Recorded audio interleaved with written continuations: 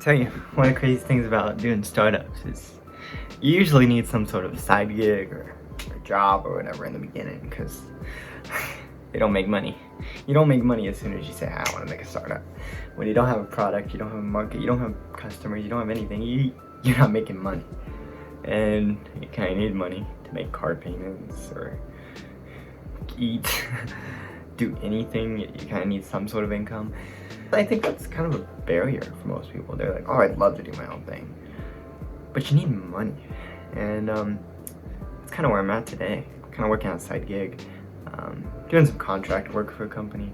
Just using Python to get data, sort data, and manipulate data in ways they can find useful. Go through thousands of lines of spreadsheets.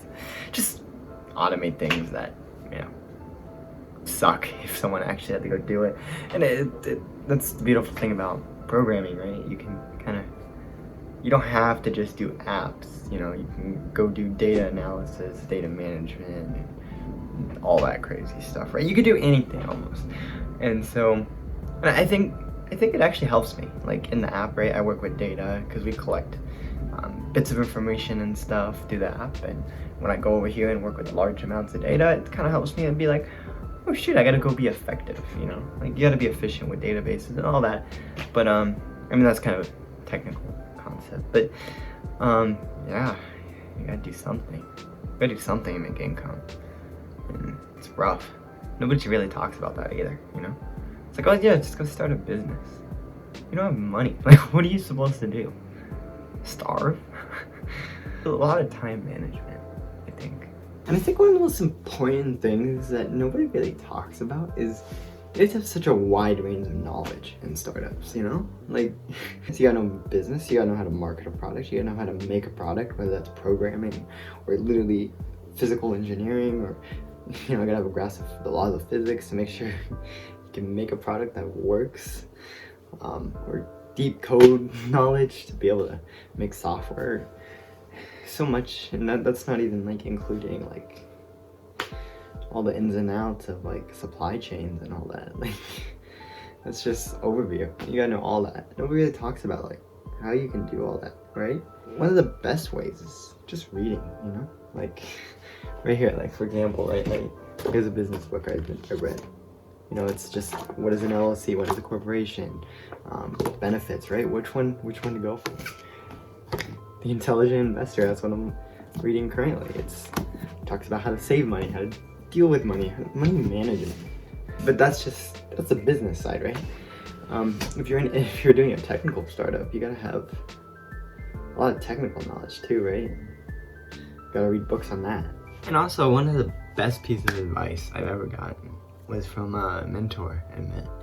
And he told me, you know, and he's run successful business ventures, and he's a startup CEO, and you know, still runs both the companies he started from zero to hero.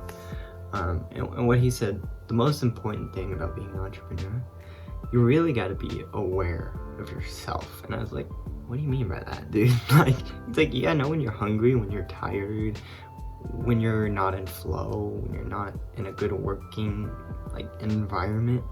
I was like, what do you mean? Like, I know when I'm tired. Like, what?